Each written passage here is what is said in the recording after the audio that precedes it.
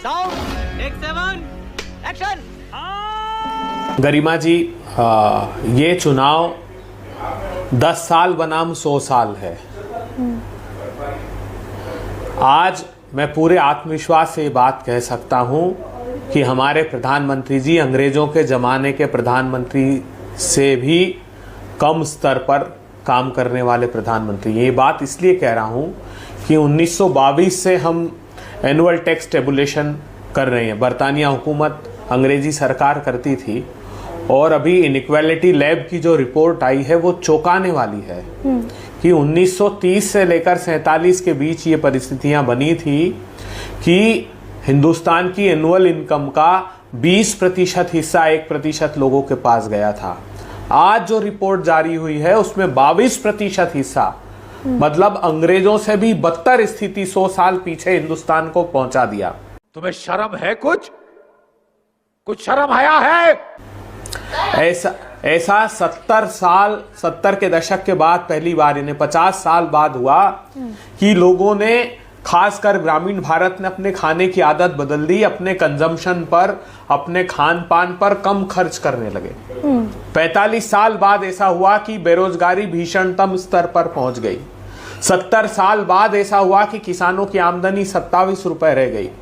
आप कल्पना कीजिए कि किसी देश का प्रधानमंत्री आजादी के बाद कभी ऐसा स्टेटमेंट नहीं आया होगा जब उनसे पूछा 4-5 पत्रकारों ने कि असमानता बढ़ रही है, तो मेरे देश के मेरे प्रधानमंत्री कहते हैं तो क्या सबको गरीब कर दूं? नहीं प्रधानमंत्री जी, हमने प्रजातंत्र स्थापित इसलिए किया है कि अंतिम पंक्ति में खड़े हुए लोगों को आर्थिक न्याय हम दे सकें। ये बड़ी अच्छी बात कही आप। तो आपको कहना चाहिए था कि हर संभव कोशिश की जाएगी कि अंतिम पंक्ति में खड़े लोगों के पास वो साधन पहुंचे। और वो रिपोर्ट ये भी खुलासा करती है कि इनवर्सली प्रोपोर्शनेट है। अगर कुछ लोगों के पास अधिक धन पहुंचता है तो वो किसी देश की ग्रोथ के इनवर्सली प्रोपोर्शनेट है। आप देखिए, आज मैं देख रहा था, मैं साधुवाद देता हूं मनमोहन सिंह जी को कि सैद्धांतिक और बुनियादी विषयों पर देश की चिंता की। मेरे देश के आज के प्रधानमंत्री की चिंता देखिए। भारत, पाकिस्तान, हिंदू, मुसलमान, मुस्लिम लीग, रमजान, शमशान, कब्रिस्तान, दिवाली, मटन, मंगलसूत्र, मछली, अब रविवार तक आ गए प्रधानमंत्री जी। यही नहीं, अभी और सुनिए। प्रधानमंत्री जी, आप जा रहे हैं आज तो झोला साथ लेकर जाइए जिसका जिक्र आपने किया था। जिस झोले में आपने भीषणतम बेरोजगारी, महंगाई की आग, भ्रष्टाचारी अपार सब जो भर रखे हैं ना, आप प्रधानमंत्री का वक्तव्य देखिए कि पहले के समय में भ्रष्टाचारियों को दूर रखा जाता था, ऐसा लगा हमारी सरकार के समय की बात कर रहे हैं, और बोले अब कंधे पर लेकर घूमते हैं। जैसे ये शब्द कहे, पूरे देश के सोशल मीडिया में एक क्रांति सी आ गई। अजीत पवार के, प्रफुल्ल पटेल के, हसन मुंशीफ के, सबके फोटो लगाकर लोगों ने बात। बताता हूं, 14 करोड़ लोगों को, काम चाहने वालों को मनरेगा के तहत काम का अधिकार दिया कांग्रेस पार्टी ने। 15 करोड़ किसानों को जमीन का अधिकार दिया, जिसको आते ही मोदी जी ने छीनने की कोशिश की। 86 करोड़ लोगों को भोजन के अधिकार का कानून बनाया, जिसमें प्रधानमंत्री नरेंद्र मोदी जी जब तत्कालीन गुजरात के मुख्यमंत्री थे तो खिलाफ उसके चिट्ठी लिखी। सुषमा जी की स्पीच देखिएगा कि पैसे कहां से लाएंगे। 86 करोड़ लोगों को भोजन का अधिकार हमने दिया, करोड़ों बच्चों को शिक्षा का अधिकार संपन्न भारत बनाया। और आपने हैंडफुल ऑफ पीपल, आप बताइए क्यों बड़ा आंदोलन नहीं हुआ उस समय इस बात का कि समर्थन मूल्य का कानून चाहिए। स्वामीनाथन की 201 सिफारिशों में से हमने 175 इंप्लीमेंट करती थी। आंदोलन इसलिए नहीं हुआ। आंदोलन क्यों हो रहे हैं आज? क्योंकि 25,000 रुपए हेक्टेयर से अधिक इनपुट कॉस्ट बढ़ा दी। ये तो लेटेस्ट न्यूज है। मैं बहुत बड़ा खुलासा करता हूं, पहले भी आपके चैनल पर किया, लेकिन आज तक कहीं स्टोरी पब्लिश नहीं हुई है उस बात की। अभी पार्लियामेंट्री स्टैंडिंग कमेटी एग्रीकल्चर की में रिप्लाई फाइल किया एग्रीकल्चर मिनिस्ट्री ने कि 7 साल से मोदी जी को, मतलब नरेंद्र तोमर 7 साल से नरेंद्र मोदी को कह रहे थे कि जीएसटी आप एग्रीकल्चर के जो इनपुट है उन पर से हटा दीजिए, और यह कहा कि मोदी सरकार ने हमारी नहीं सुनी।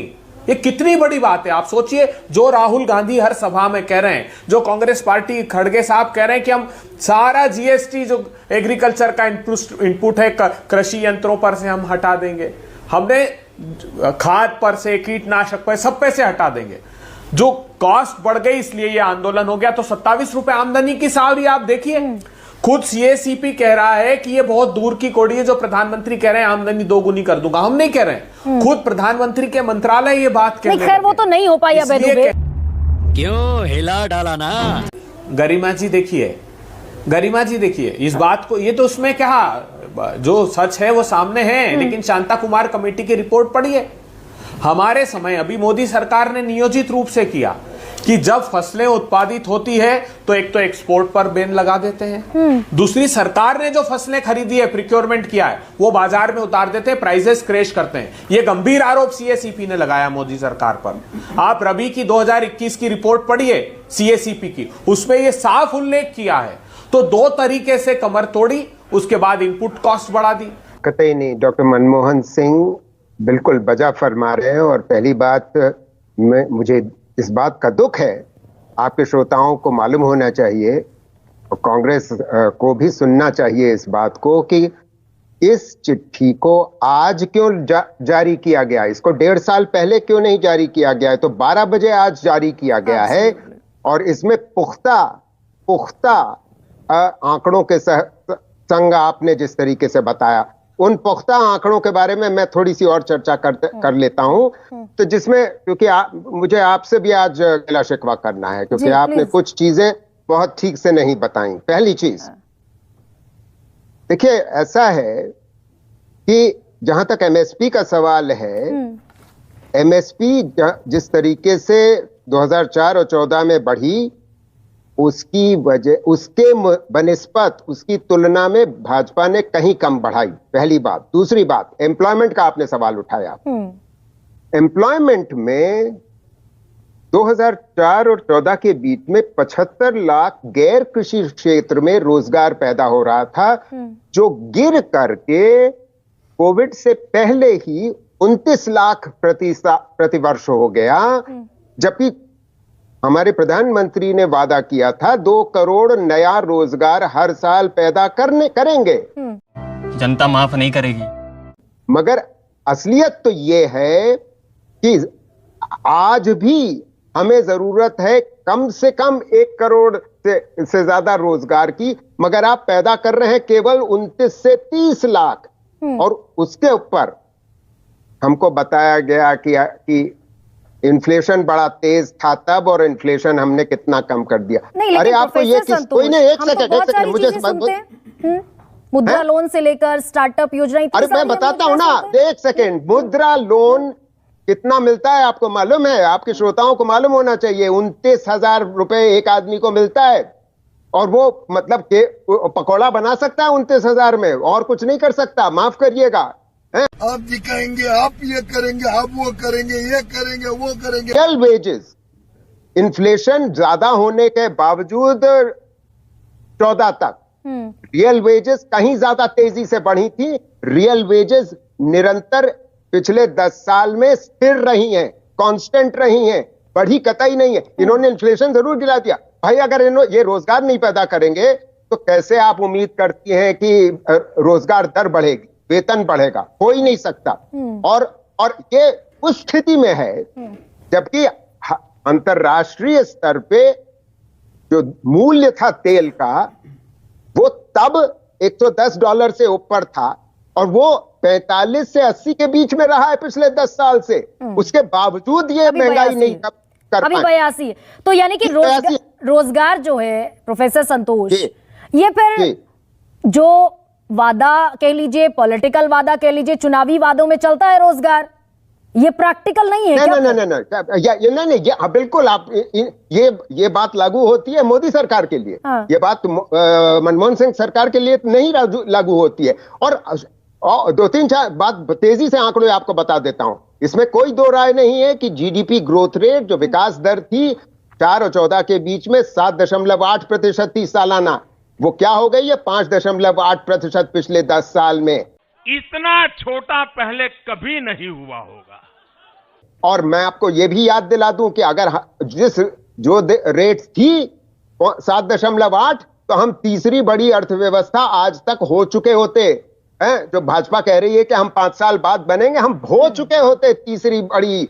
तो मतलब मुझे ये न जताया जाए। ओके, आखिरी बात सुन लीजिए। नहीं, बहुत जरूरी बात कहने जा रहा हूं कि आगे चलते हुए भी IMF, वर्ल्ड बैंक, OECD, ये सारे अंतरराष्ट्रीय संस्था ये कह रहे हैं कि आगे चलते हुए हम ग्रोथ रेट, विकास दर 8 के आसपास नहीं पहुंच पाएंगे। अगले 5-6 साल में केवल 6.5% ये लोग कह रहे हैं।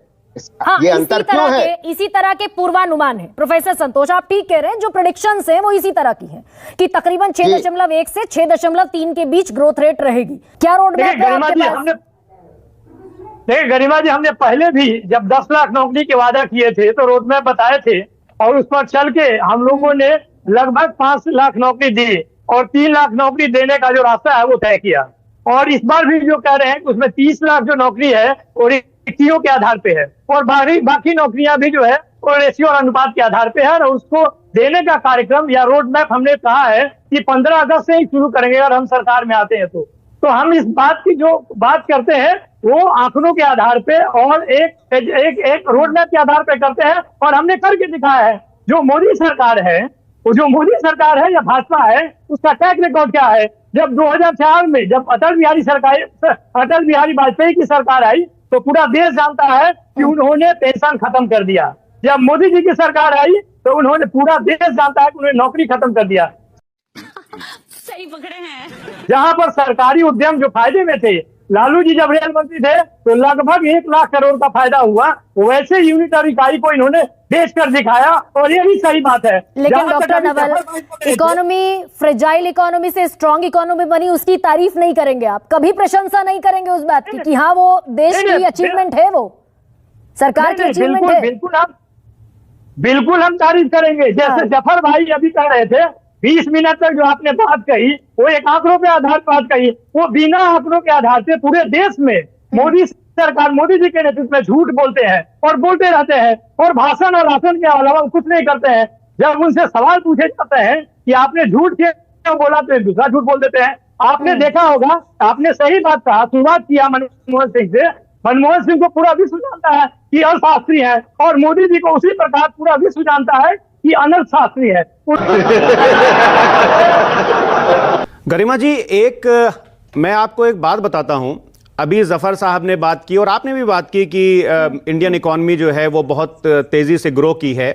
देखिए, इसमें संतोष मेहरोत्रा जी आज हमारे साथ बैठे हुए हैं गरिमा जी, और जिस तरह से मनमोहन सिंह जी ने इंडियन इकॉनमी को एक शेप दिया, तो अगर 2014 में गरिमा जी प्रधानमंत्री होती तब भी इंडिया की जो इकोनॉमिक ग्रोथ है वो यही होती जो आज की तारीख में है। तो इसमें प्रधानमंत्री जी ने कोई बहुत ज्यादा इसमें रॉकेट साइंस नहीं लगाई।